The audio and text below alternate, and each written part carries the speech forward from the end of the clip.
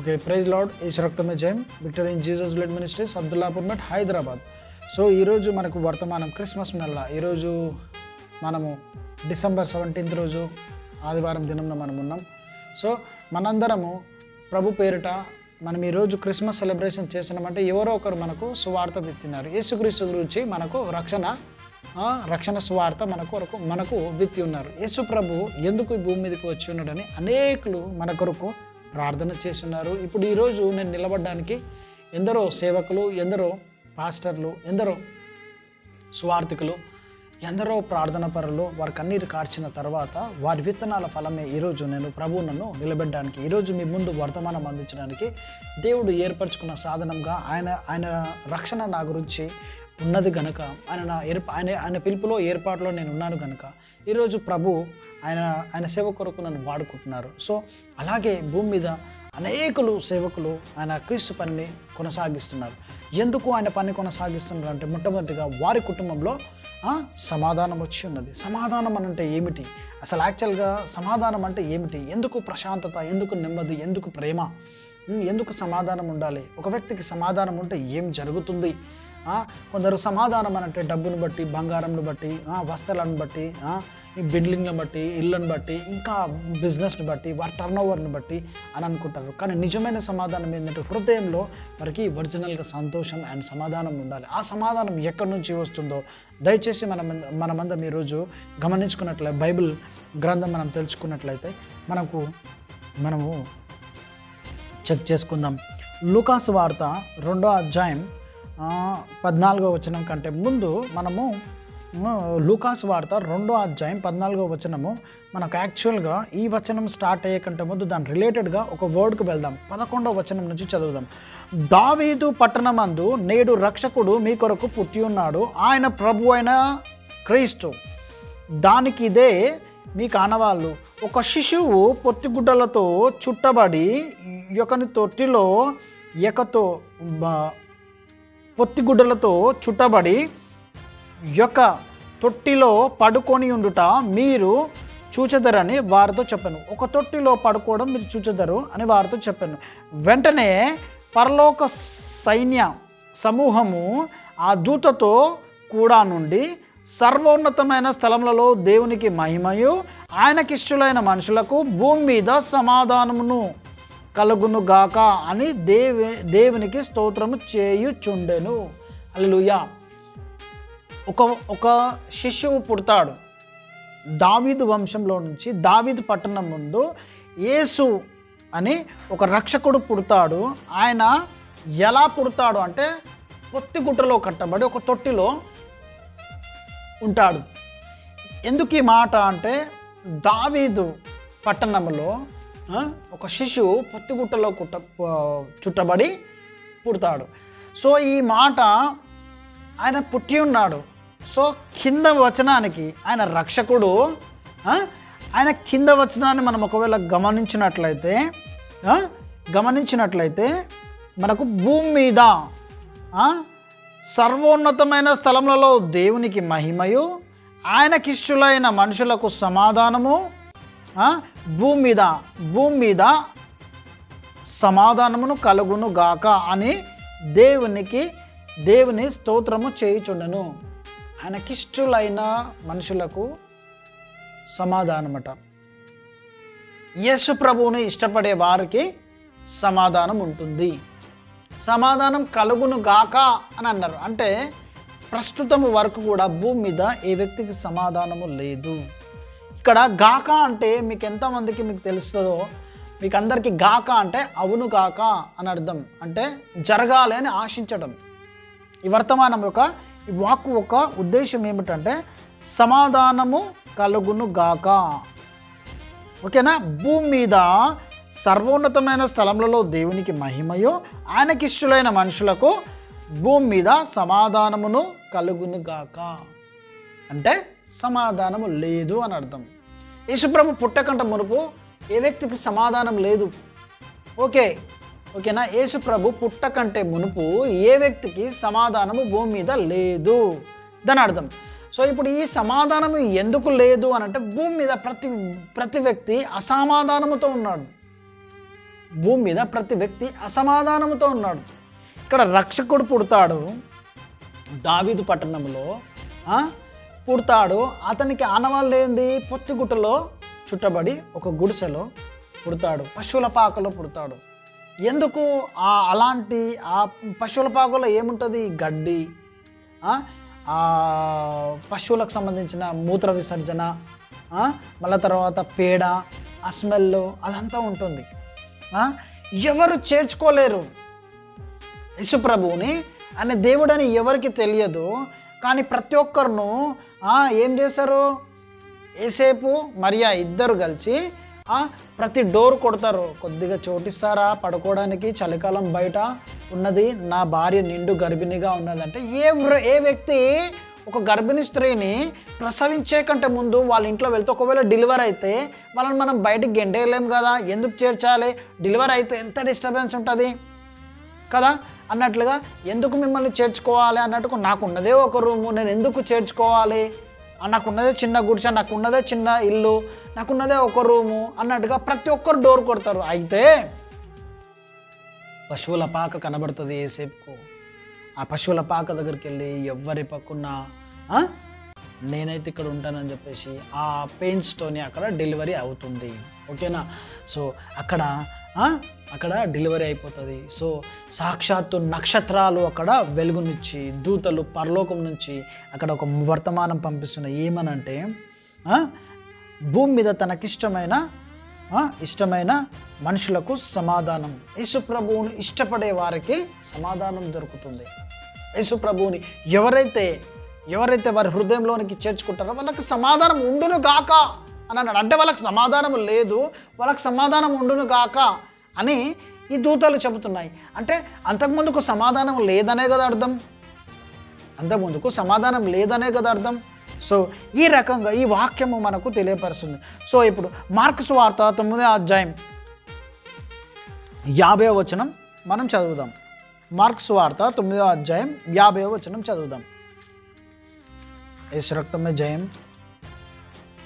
ఇక్కడ ఉప్పు మంచిదే కానీ ఉప్పు నిస్సారమైన ఎడల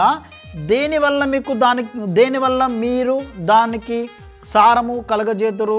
మీలో మీరు ఉప్పు సారము గలవారై ఉండి ఒకరికి ఒకరు సమాధానముగా ఉండుడని చెప్పాను. ఒకరికొకరు సమాధానంగా ఉండడం చెప్పాను. ఉప్పు నిస్సారం అయితే ఏమవుతుంది? ఉప్పు తగినంతగా వేసుకుంటే ఏమవుతుంది? సమాధానం కోల్పోతాం. ఉప్పు తగినంత వేసుకోకుండా ఎక్కువ పోసుకుంటే ఏమైపోతుంది అంటే మనకు నిస్సారం అవుతుంది, అంటే విషముగా మారిపోతుంది.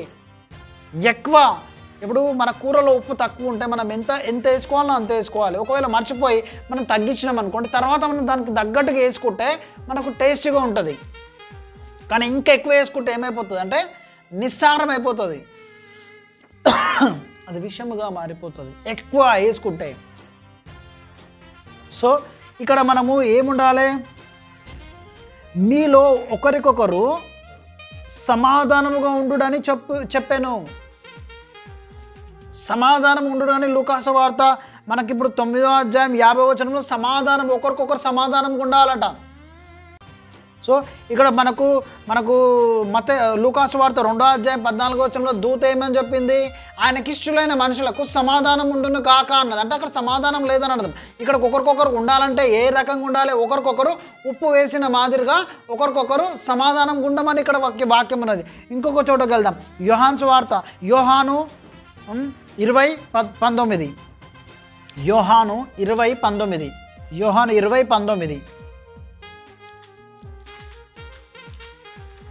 సర్వోన్నతుడా నీవే నాకు ఆశ్రయ దుర్గము. ఆదివారము సాయంకాలంన శిష్యులు యూదులకు భయపడి తాను కూడి ఉన్న ఇంటనున్న తలుపులు మూసుకొని యేసు వచ్చి మీ మధ్యన నిలిచి మీకు సమాధానము కలుగును గాక అని వారితో చెప్పాను. ఆదివారము సాయంకాలంన యోహాను 20:19వ వచనం. ఆదివారం సాయంకాలంన శిష్యులు యూదులకు భయపడి తాము కూడి ఉన్న ఇంటికి తలుపులు మూసుకొని ఉండగా యేసు వచ్చి మధ్యను నిలిచి మీకు సమాధానము కలుగును గాక అని వారితో అన్నాడు. చూసారా, భూమి మీద యేసుప్రభు రాకముందుకు దూత ఏమని చెప్పింది? మీకు సమాధానం కలుగును గాక అన్నది. సో ఇప్పుడు యోహాన్లో మనకు యేసు ప్రభు ఉన్నాక తర్వాత కూడా దేవుడు ఏమని చెప్తున్నాడు? శిష్యులతో ఉన్నాక తర్వాత ఏమని చెప్తున్నాడు? గడియలు వేసుకొని యూదులకు భయపడి డోర్ పెట్టుకొని యేసు ప్రభు వాళ్ళ మధ్యలో ఉన్నట్టుగా మనకి ఇక్కడ ప్రస్తావన కనబడుతున్నది. యేసు రక్తమే జయం, హల్లెలూయా. ఇక్కడ యేసు ప్రభు పుట్టక మునుకు దూత ఏమని చెప్పింది? సమాధానం కలుగును గాక అన్నది. అయితే లూకా సువార్త మనకు మార్కు సువార్త 9వ అధ్యాయం 50వ వచనం ఏముంది? ఒకరికొకరు ఎట్లుండాలి? సమాధానంగా ఉండాలని ఉన్నది. ఇక్కడ యేసు ప్రభు అక్కడ యోహాన్లో మనకి 20వ అధ్యాయం 19వ వచనంలో ఏమంటున్నాడు? శిష్యులతో కూడి ఉన్నప్పుడు యూదులకు భయపడి డోర్ పెట్టుకొని అక్కడ ఏమి కూడుకున్నప్పుడు దేవుడు ఏమంటున్నాడు? మీకు సమాధానము కలుగును గాక. అంటే ఇక్కడికి ఇంకా సమాధానం దొరకలేదని అర్థం. ఓకేనా? ఇంకా సమాధానం లేదు.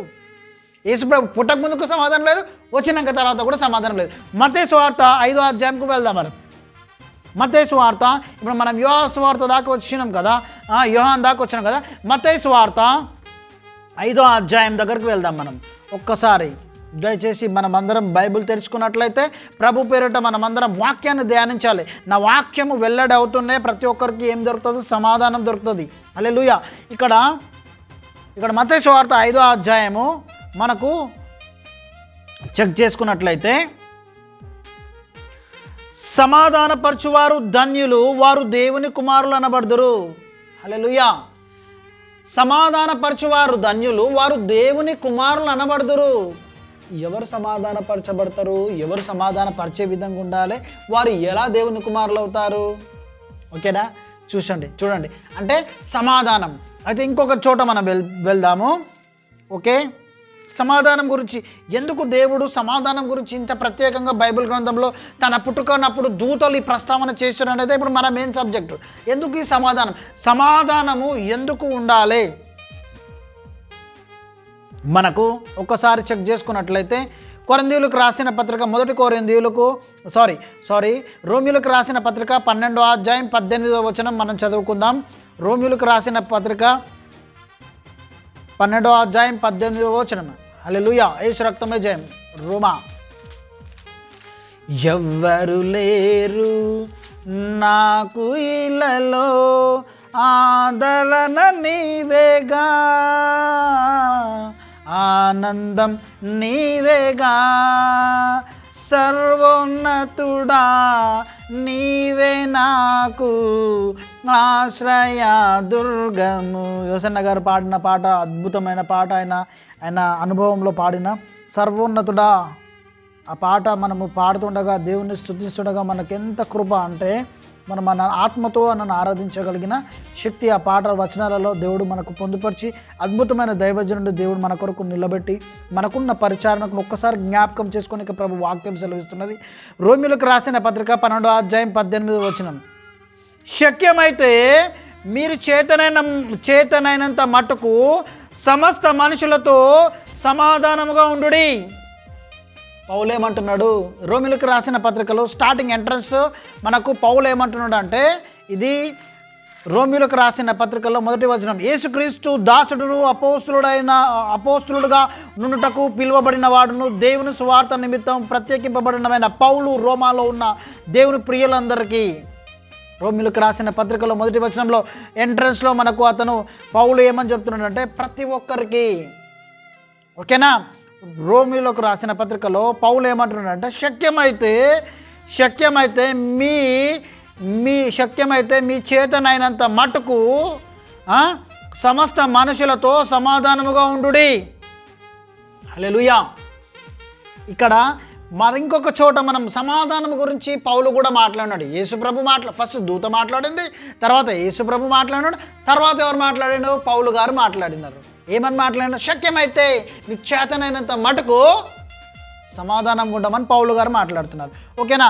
యేసు రక్తమే జయం 12వ అధ్యాయం 14వ అధ్యాయం రోమిలకు రాసిన పత్రిక 14వ అధ్యాయం 17వ వచనం మనం ఒకవేళ ధ్యానించినట్లయితే 14-17 వచనాలలో ఇక్కడ దేవుని రాజ్యము భోజనమును పానమును కాదు కానీ నీతియు సమాధానము. హల్లెలూయా. దేవుని రాజ్యం ఏమిటి? భోజనము పానీయము కాదు, కానీ నీతి సమాధానం. హల్లెలూయా, యేసు రక్తమే జయం. సో ఇక్కడ మనము ఇన్ని వచనాలు ధ్యానిస్తే మనకు సమాధానం గురించి ఉంది. సమాధానము ఎందుకు మనకు కావాలి? సమాధానము ఎందుకు కావాలి? సమాధానంలో ఉన్న విశేషత ఏమిటి? కీర్తనల గ్రంథం సరే, ఇప్పుడు కొత్త నిబంధనలకు వచ్చేసరికి సమాధానం గురించి ఇన్ని వర్డ్స్ మనం చెక్ చేసుకున్నాం. పాత నిబంధనకు ఒకసారి మనం చెక్ చేసుకుందామా? కీర్తనల గ్రంథం 34:14. కీర్తనలు 34:14. సమాధానం, what is the base, what is the peace? సమాధానం ఎందుకు కావాలి మనకు? 34:14. కీర్తనల గ్రంథం 34:14 చూడండి. అద్భుత రీతిగా, కీడు చేయుట మాని మేలు చేయము, సమాధానమును వెతికి దాన్ని వెంటాడము. హల్లెలూయా, సమాధానాన్ని వెతికి మనం వెంటాలి. కీర్తన గ్రంథంలో కూడా మనకు తెలిసినట్లయితే 34:14లో కీడు చేయుట మాని సమాధానాన్ని వెతికి వెంటాడాలట. ఎందుకు ఈ సమాధానం? ఓకే, మరి ఇంకొక చోట మనము గమనించినట్లయితే కొరింథీయులకు రాసిన పత్రిక 2 కొరింథీయులకు 5:20 దేవుడు మనల్ని ఎందుకు పిలిచినాడో అక్కడ మనకు తెలుస్తుంది. కొరింథీయులకు రాసిన పత్రిక 2 కొరింథీయులు 5:20. 2 కొరింథీయులు, జీవనదిని నా హృదయములో ప్రవహింపజేయుమయా, జీవనదిని నా హృదయములో ప్రవహింపజేయుమయా, శరీర క్రియలన్నీయు నాలో నశింపజేయుమయా. హల్లెలూయా. ఇక్కడ చూడండి, కొరింథీయులకు రాసిన పత్రిక 2 కొరింథీయులు 5:20లో దేవుడు ఏం మాట్లాడుతున్నాడు? కావున దేవుడు మీ ద్వారా వేడుకొనినట్టు మేము క్రీస్తును రాయబారులై దేవునితో సమాధానపడుడి, క్రీస్తు పక్షంన మిమ్మును బతిమాలుకొనుచున్నాము. ఎవరంటున్నారు? మళ్ళా పౌలు గారే. దేవుని పక్షంన మీరు సమాధానమును దేవునికి మీరు సమాధానం ఉండడానికి బ్రతిమలాడుకోండి, దేవునితో సమాధానం ఉండడానికి. హల్లెలూయా. దేవుడు మనల్ని ఎందుకు పిలుచుకున్నారు? 2 కొరింథీయులు 2వ అధ్యాయం 20వ వచనం, మళ్ళా తర్వాత 2 కొరింథీయులు 13వ అధ్యాయం 11వ వచనంలో 13-11లో మనకు ఉంటుంది. దేవుడు మనల్ని ఎందుకు పిలుచుకున్నారంటే 13లో క్లియర్గా మన గురించి దేవుడు చెప్పి ఉన్నాడు. ఇక్కడ ఎందుకు పిలుచుకున్నాడు అంటే దేవుడు మనకు తుదకు సహోదరులారా సంతోషించుడి, సంపూర్ణులయ్యుండుడి, ఆదరణ కలిగి ఉండుడి, ఏక మనసు గలవారయ్యుండుడి, సమాధానముగా ఉండుడి. సమాధానంగా ఉండాలంట. ఈ సమాధానం ఎక్కడికి వెళ్ళి వస్తుంది? ఇప్పుడు క్వశ్చన్, సమాధానం గురించి వర్డ్లు అన్నీ మనం ఉన్నది. సమాధానం పైనకి వెళ్ళి దేవుడు మనకిస్తాడా? చెప్పండి, ఇస్తారా? చెప్పండి, సమాధానము దేవుడు మనకు ఇస్తాడా? అయితే సమాధానము ఏంటంటే గలతీయులకు రాసిన పత్రికలో 5వ అధ్యాయం 22వ వచనము మనకు క్లియర్గా ఉంటుంది. సమాధానం ఎవరిస్తారు, ఎందుకు ఇస్తారు? గలతీయులకు రాసిన పత్రిక, నీ దినములన్నిట ఎవ్వరు నీ ఎదుట నిలువలేరని యెహోషువాతో, నీ దినములన్నిట ఎవ్వరు నీ ఎదుట నిలువలేరని యెహోషువాతో వాగ్దానము చేసినావు, వాగ్దాన భూమిలో చేర్చినావు, వాగ్దానము చేసినావు, వాగ్దాన భూమిలో చేర్చినావు, సర్వోన్నతుడా నీవే నాకు ఆశ్రయ దుర్గము. హల్లెలూయా. అయితే గలతీయులకు రాసిన పత్రికలో పాట పాడడానికి దేవుడు మహిమిచ్చినందుకు దేవుడు ఆయన నాకు ఇచ్చిన స్వరంను బట్టి నీకు వందనాలు తండ్రి. మరి 5:22లో ఆత్మఫలమేమనగా ప్రేమ, సంతోషము, సమాధానము, దీర్ఘశాంతము, దయాళత్వము, మంచితనము, విశ్వాసము, సాత్వికము, ఆశానిగ్రహము, ఇట్టికి విరోధమైన ఏమీ లేదు. క్రీస్తు సంబంధులు శరీరం దాన్ని ఇచ్చలతోనూ దురాశలతోనూ సిలువ వేసి ఉన్నారు. యేసు రక్తమే జయం. ఇందులో సమాధానం. కృపావరములన్నీ ఏమి? కృపావరములు, కృపా ఆత్మఫలములు ఏమిటి? 9. అందులో ఏంటి? ప్రేమ, సంతోషం, సమాధానం. 3వది మనం సమాధానం గురించి మనం తెలుసుకుంటున్నాం. సమాధానంను ఎక్కడ నుంచి వస్తుంది? మనకు క్రీస్తు సిలువ వేయబడ్డాడు. ఎప్పుడు రాలేదు, ఎప్పుడు వస్తుంది సమాధానం అని అంటే క్రీస్తు సిలువలో శరీరాశలను మనం ఎప్పుడైతే, ఇక్కడ చూస్తున్నారా అందరూ, సిలువలో ఇక్కడ కింద మనకు వర్డ్ దొరికింది. ఇప్పటి వరకు వెతికిన సమాధానం ఎక్కడుంటుంది? శరీర క్రియలు నిష్ప్రయోజనము. శరీర క్రియలు అన్ని సిలువలో వేలాడదీయబడినాయి. శరీర క్రియలన్నీ సిలువలో, యేసుక్రీస్తులో ఆల్రెడీ సిలువ ద్వారా వేయబడి ఉన్నది. సమాధానం అప్పుడు విడుదలైంది. హల్లెలూయా. సమాధానం ఎప్పుడు విడుదలైంది? సిలువలో వేలాడదీసిన క్రీస్తుని బట్టి సమాధానం అప్పుడు విడుదలైంది. ఎప్పుడు క్రీస్తుని సొంత రక్షకునిగా మనం అంగీకరించి మన శరీరాశలు సిలువ ద్వారా వేలాడదీయబడి ఉన్నాయని మన శరీర క్రియలను ఎప్పుడు మనం విశ్వసించి నమ్మి ఆయన యందు నిరీక్షణ కలిగి ఎస్ నా క్రియలన్నీ యేసుక్రీస్తు సిలువ ద్వారా మరొక్కసారి నేను జన్మించాలి, నా శరీర క్రియలన్నీ సిలువ ద్వారా కొట్టి వేయబడి ఉన్నాయని మనము ఒప్పుకొని విడిచిపెట్టగలిగితే మనకు సమాధానం విడుదలవుతుంది. Yes, this is the grace peace. Yesu ప్రభు సిలువలో సమస్తం శరీర క్రియలు. ఈ సమాధానం ఎందుకు దొరకదు తెలుసా?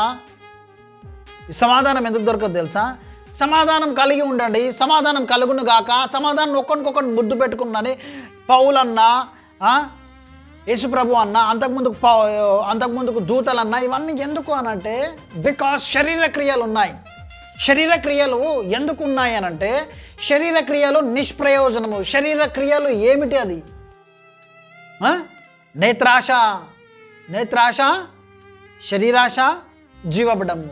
ఇది ఎందుకంటే ఎప్పుడు మనకు ఆహారం కొరకు ఒకరు పాత నిబంధనలు చెక్ చేసుకున్నట్టయితే ఒక పూట భోజనం కోసం ఓకే యేసు రక్తమే జయం, అర్థమైంది.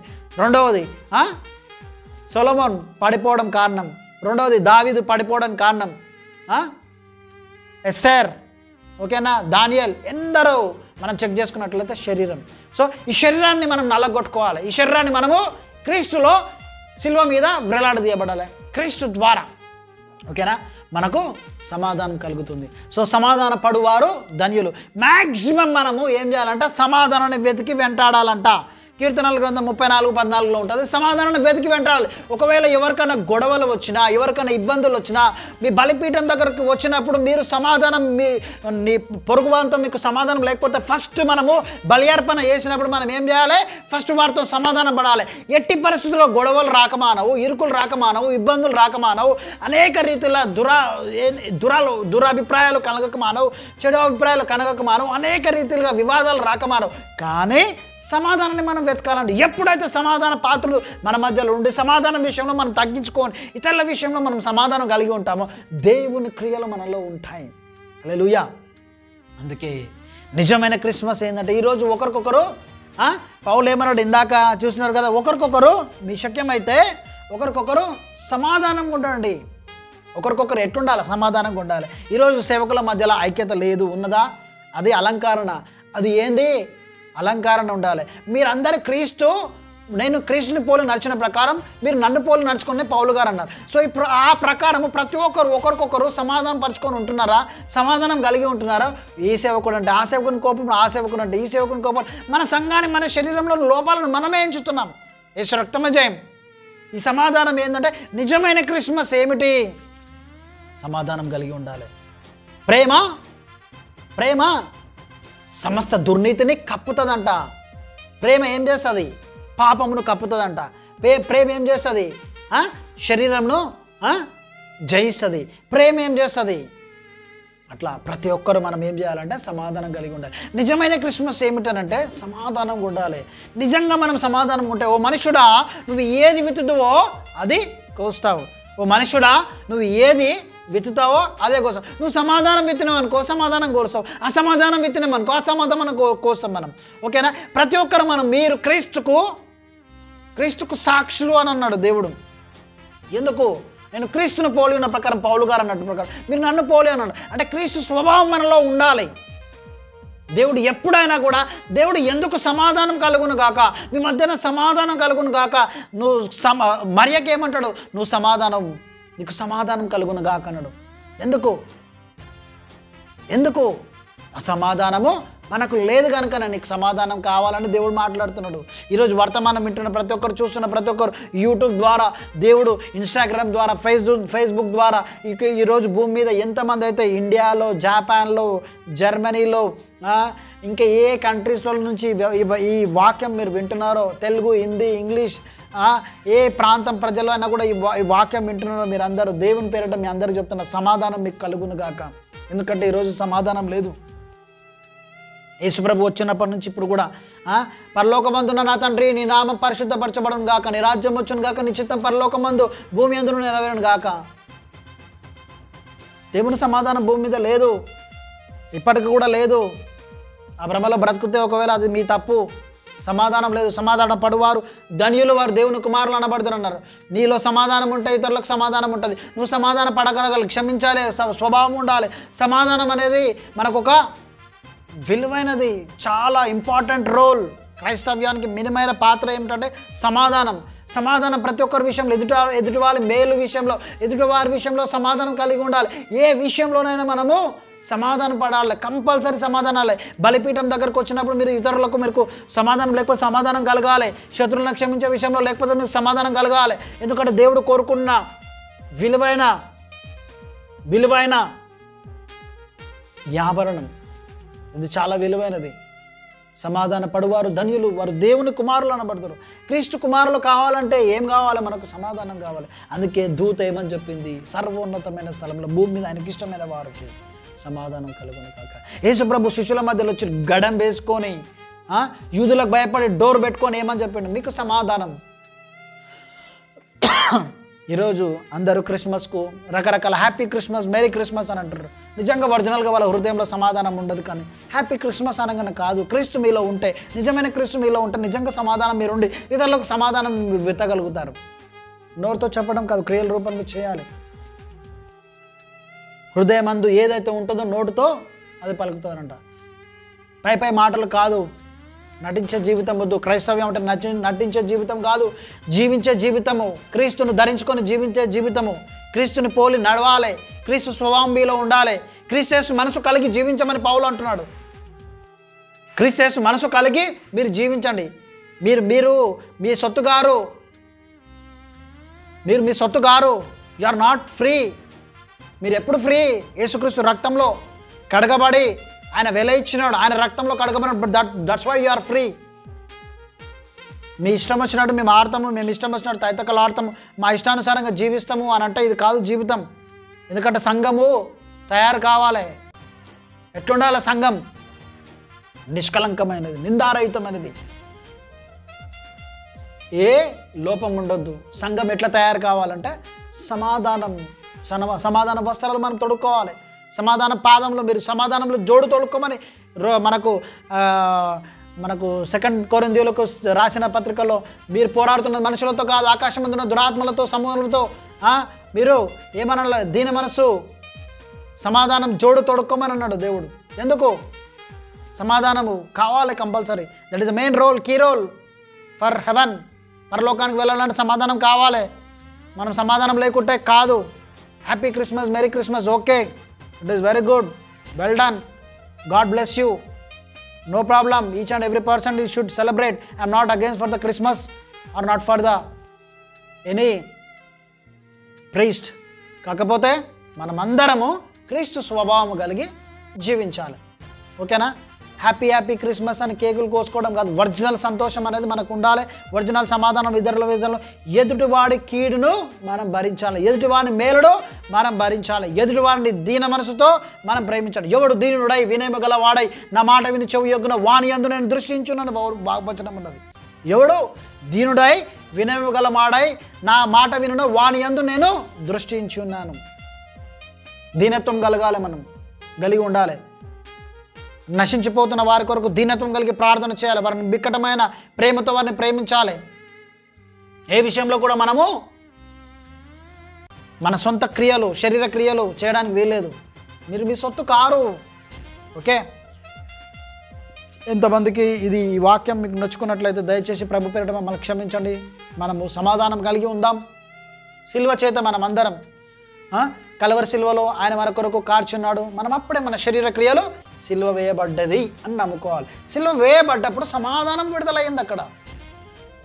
ఓకేనా? మన శరీర క్రియలు సిల్వ వేయబడ్డాయి. దేవుడు యేసు ప్రభు భూమి మీద ఉన్నప్పుడు ఎప్పుడు గర్వపడలేదు. ప్రతి ఒక్కరికి దేవుడు చెప్పిన మాట ఏంటంటే బైబిల్ గ్రంథంలో, నీకు సమాధానం కలుగును గాక, నీకు సమాధానం కలుగును గాక, మార్తా నీకు సమాధానం, నీకు సమాధానం, నీకు సమాధానం అని అన్నాడు ప్రభు. ఓకేనా?